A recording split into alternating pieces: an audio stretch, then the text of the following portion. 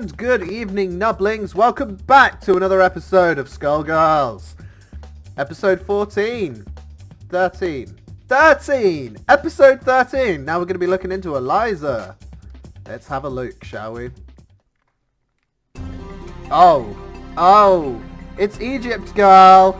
Oh yeah, let's go. Alright. Behold, the deadly beauty, Eliza.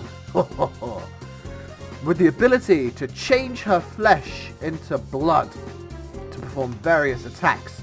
Call her bodyguards Horus and Albus.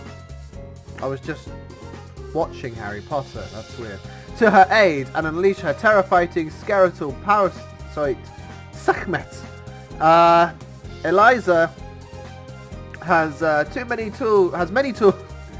tools to keep her opponents in check.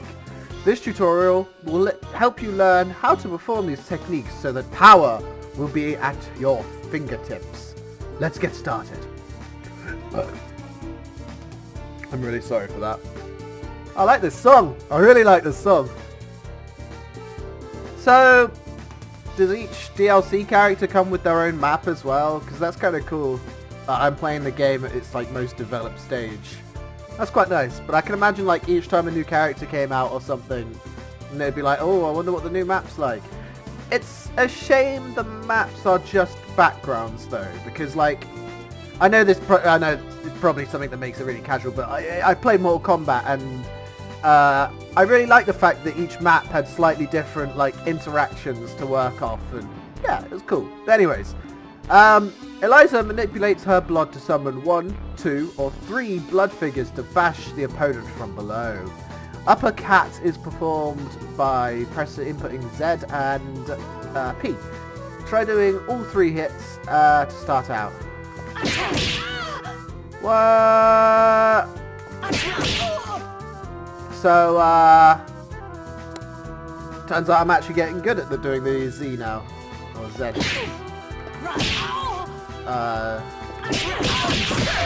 Okay, cool. I like it.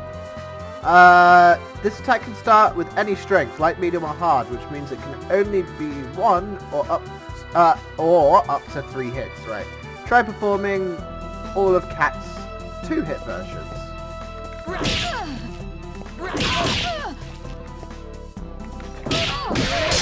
Oh.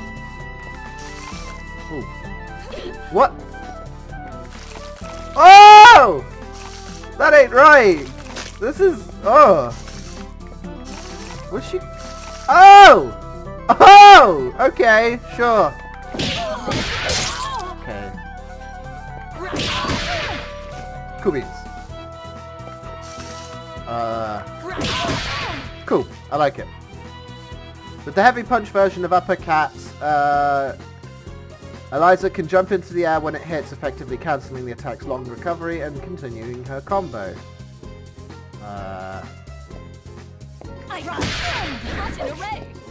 Okay. That's not a kick. That's not a kick! What? Whoa, does it bring her in? Oh, she's walking towards me. So she... Okay, sure. I'm just sort of looking at her basic kit here, don't mind me. Well, I thought that was her dick. I was like, what the fuck's going on here? Let's see what I'm grappling. Whoa!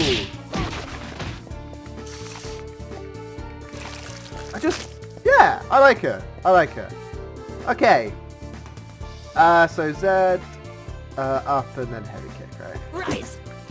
Oh, okay. That wasn't right. Cool.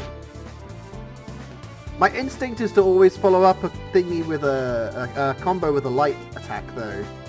Or a throw, or whatever you call that. Like an upwards thing with a light attack though, so I can actually start comboing properly. I don't know if that's a bad habit because of one of the earlier tutorials or not. I don't know. Osiris Spiral. Eliza spins her scythe around her body, slicing the opponent repeatedly as she reveals the skeleton underneath her skin. Didn't tell me this was going to be a horror game. Yeah, not a fan of skeletons, they're spooky. Osiris Spiral is performed by inputting Squiggly Diggly Doo and K. Ooh. That's stylish. Oh! Oh, she got real naked there. The light kick version of Osiris Spell can be followed up with further normal attacks, but requires strict timing before both the medium kick and heavy kick versions deal quite a bit of damage, even when blocked. Okay. With the snap of her finger, Eliza's bodyguards dash across the screen, shoving her chase into the opponent's knees. Throne of Isis is performed by inputting Squiggly Diggly and Night K. That's cute. I'm guessing you can have up to 2 on the screen at a time because of the fact that there's 2 of them. This attack is excellent for zoning and keeping the opponent away, but doesn't have much vertical reach. Be careful against an airborne opponent when using it. Cool. Dive of Horus. Eliza summons her bodyguard, Horus, who descends from the sky to bring his boot down on the opponent's head. Alright, swiggity diggity. Oh. Yo, it's a buff Birdman! Nice! Oh, because it's Horus! Horus, the fucking bird god of wisdom and shit. Oh my god. That's amazing. This attack is extremely versatile. It comes out fast because it covers a large area in front of Eliza and is very easy to work into a combo. Horus, for fuck's sake. That's so dumb. And on top of that, it's an overhead attack, so it must be blocked while standing. Weight of Anubis. Eliza summons her second bodyguard, Albus, who sneakily pops out of a manhole to grab the opponent and toss them across the stage. Albus? Oh, okay, so it is like... Albus! I don't know why you would call Anubis Albus, but sure.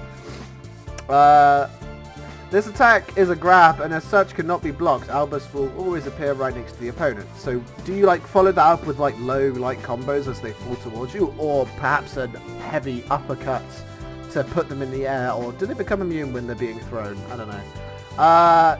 Sekhmet's turn. Eliza strikes a pose and her skeletal parasite Sekhmet bursts forth to unleash her fierce attacks. So wait.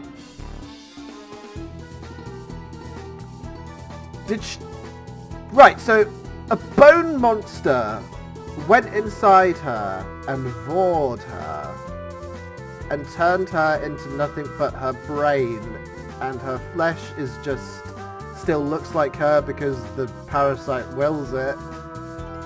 Is it it's not a symbiote because it says parasite. I'm confused about the lore of this character now, but I'm very interested. Oh! Okay, so her skeleton is still her, and Sekhmet is something else. That is JoJo's if I've ever seen JoJo's. I kind of want to see it again. Whatever. Oh, never mind. Barging through! Oh! I thought Misfortune was the fucking punny one. While Sekhmet is outside Eliza's body, Eliza's dramatic tension meter will steadily drain. Oh shit, I didn't read that. Whatevs!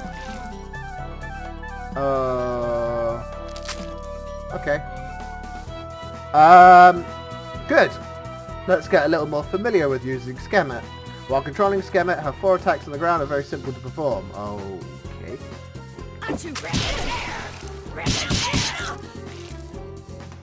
Do you mind not? Oh wow. So she just becomes like a like a weak fighter, but it's like at the very least, like you're keeping your opponent away. Similar to chaining normal attacks together, Sekhmet's attacks can be chained together in light, medium, heavy order. Be careful when you're using Sekhmet, however, as each of the moves put her a significant disadvantage when they are blocked. So significant, in fact, blocking the opponent that has enough time to throw her after blocking it. Eliza can also summon Sekhmet while in midair using the same controls. Okay. Okay, and it launches them out. Okay, that's cool. Cool. As with her ground attacks, these mid-air attacks can also be performed with single button presses when Sekhmet's out. Okay. Alright. Oh, it is a chick. It's actually just her. That's my Okay. finish. Signature attacks. Oh my god, the puns are off the scale. Fucking hell. Working Sekhmet into one's fighting strategy and combos may be difficult at first. Yeah, I'm not entirely sure where I'd want to be doing that. Not sure. But there is one aspect about her that can turn the tide of battle in an instant. While Sekhmet is out, she can withstand an infinite number of hits and still execute her attacks. Ah, so she becomes like a sacrifice. The enemy can sort of damage her down, but they become extremely vulnerable when doing so because then you just laugh and you're fucking pulling out your Sekhmet attacks. Okay. Getting hit will slow her down, but her attack will still come out. It's really bad to show her in action. Oh wow, okay. That like that.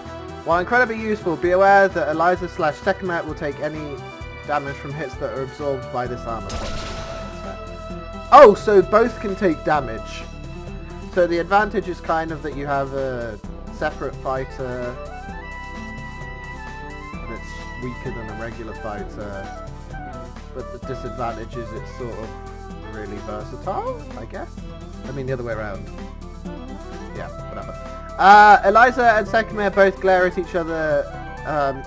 Oh, but they glare at the opponent menacingly! Scarlet Ladies is performed with an actually slightly difficult combo. So the command is somewhat unorthodox and requires slightly faster. Right, okay. Okay. Down,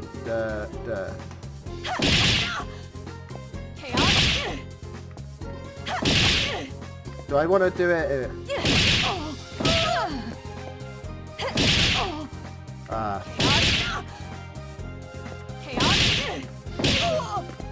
But do I want to do it in order? I'm confused.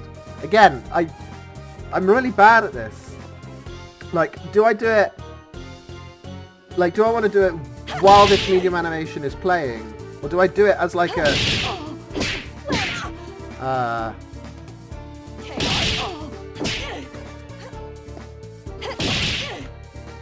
No, because there's like a delay after...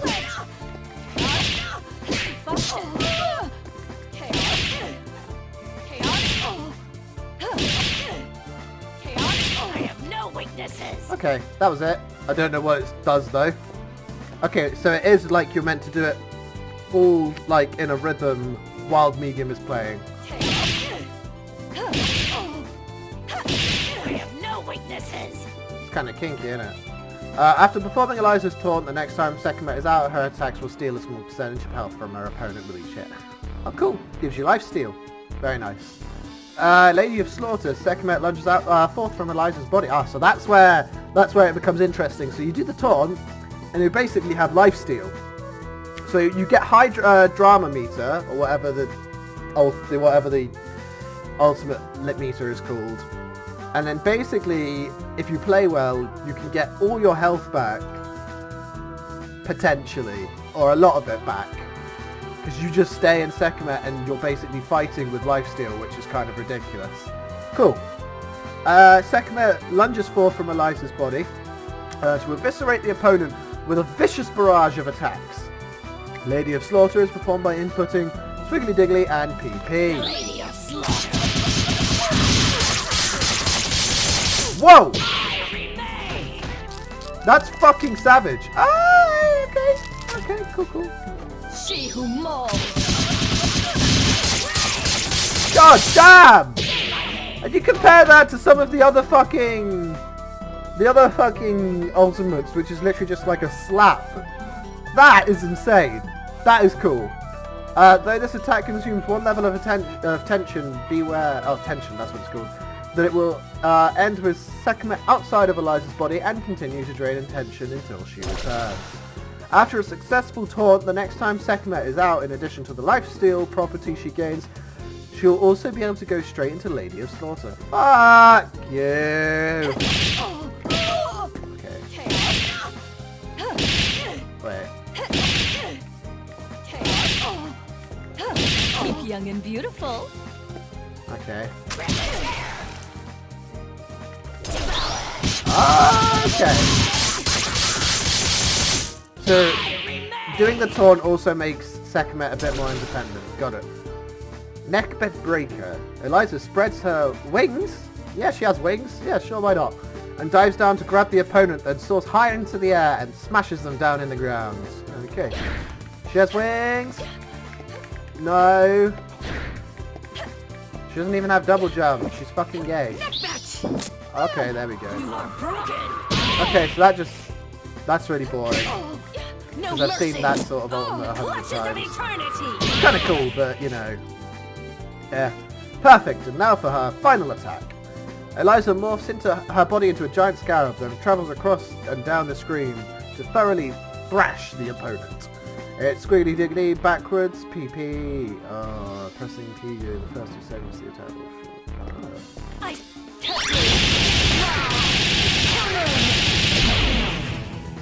I I do love the fact that it's called Caprica. Nice punch. God damn, that looks fucking savage.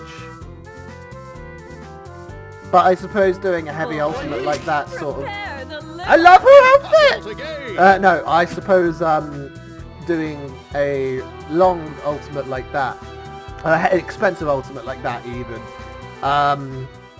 really goes against the her play style of synergizing with Thingy, and will probably only be wanted to be done as a finisher. That's just filler! Fuka! Okay. Oh, welcome to the tutorial for Phil Fuka! Okay. Fuka may share many of the same normal attacks as Filler, but she has vastly different different special attacks and blockbusters. Her different moveset, along with her ability to double jump instead of dash mid-air, lend her playstyle unlike anyone else in the cast. Butterfly Kiss, Fuka's parasite, Shimon, chomps downward, pulling her downward if it snags anything in its teeth. Okay. Oh my god, it really is just... Were people angry that she was basically a reskin? She can't. Okay. Yeah, this is very similar. Alright. I recognise that, though. It's... Butterfly Kiss allows a second move and is extremely good for keeping pressure on your opponent. Oh, wow. Okay. Okay. So she is like a real cool mix-up of Fuka's abilities. I like her map, by the way. It's very spooky. Very... I'm from an alternative universe. I do have to ask the question, though I'll probably find out before this episode comes out. Do the DLC characters have their own storyline campaign as well? Anyways, this is a great way to keep the opponent locked down. But note that unlike other jumping normal attacks, these do not hit high, which means the opponent can still block them even while crouching. Fuka summons forth a ball of energy and hurls it towards the opponent. Or, in the case of the light punch version, sends it plodding against the ground to hit the opponent in the shin. Ouch. Love Dart is performed by doing Swiggity Diggity P. Note that Fuka can't do the Love Dart again until the ball of energy has returned to her. Okay. This is weird! Okay. Very different. Fuka can also use the love... Like, why did... I guess they really wanted to go for the inverted A aesthetic, but why? Like, a small part of me makes it feels lazy, but it's clearly not. They clearly wanted to do something. They clearly like intended to get that aesthetic. So I don't know. I'm interested to see what her story is as well. So anyways, the trajectory of the shot will change depending on the button used. Yeah, use Filler's bottom. You know what I'm saying? Love Dart Air is performed by putting.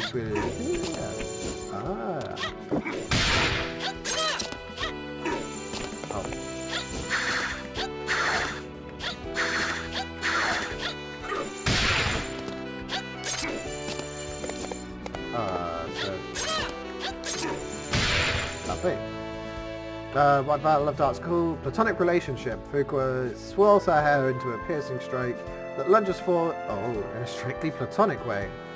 Okay. Relationship, for fuck's sake. Oh, wow. That's a cheeky bit of penetration there. Each strength of this attack varies in terms of damage, travel distance, startup, and recovery, so pay attention and use the appropriate version depending on the situation at hand. Also note that the heavy kick version is invincible to attacks for a period of time. Yeah, but that's probably like a quarter of a second knowing how these fighting games play out. Fuqua strikes a pose and a shadow clone of her springs forth to attack in before it's actually just filler. The opponent high, low, or slam them into a four for a clone. Oh, so she's a clone. Or maybe the clone is a clone and this is actually just an inverse. Who knows? We'll find out.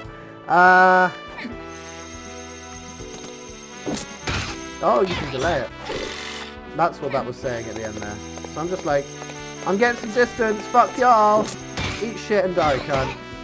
Whoa! I'm sad that she doesn't Naruto run.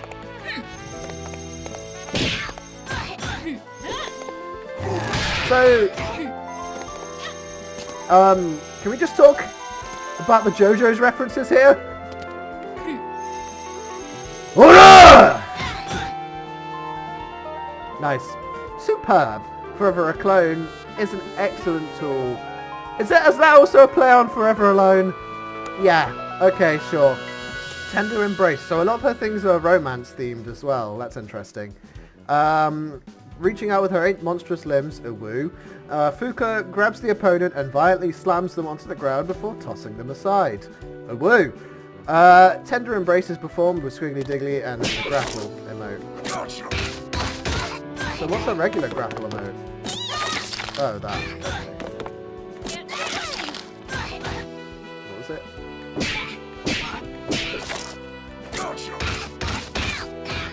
So some sort of spooky... this one's more spooky.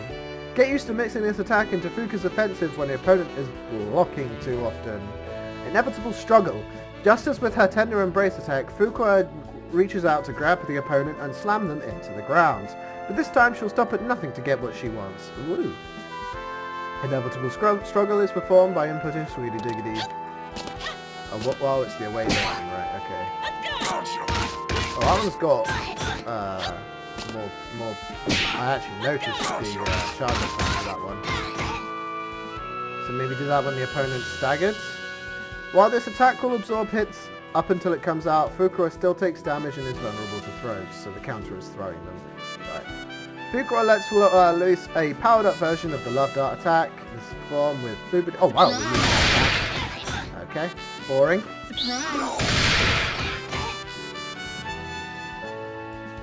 Blown Kiss Air can be done in the air.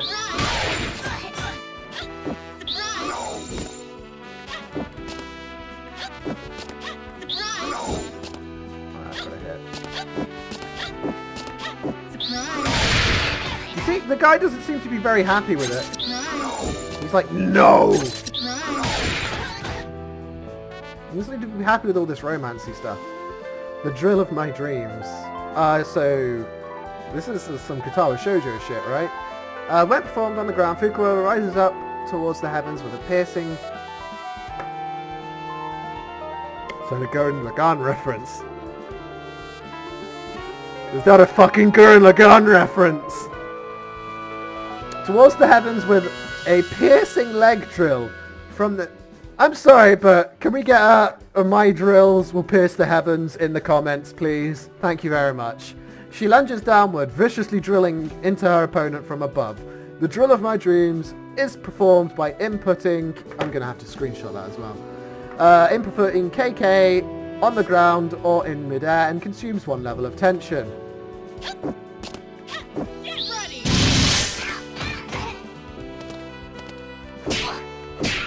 Get ready. Cool. Still not very visually impressive compared to the other one from the Egyptian lady. Fuqua sends out a shadow of herself to best friends forever. Opponent before sliding through them herself, leaving the opponent wide open for further attacks. We're gonna get you.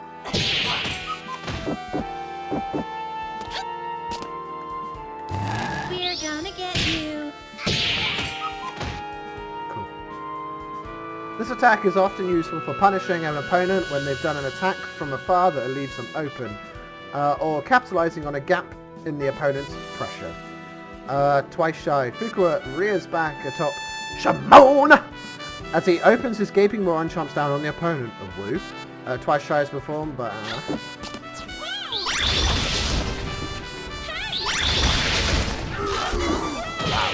That's fucking savage. Love me some good old Vor shit, you know what I'm saying? Perfecto. Head over heels. Oh, we've got a full one here.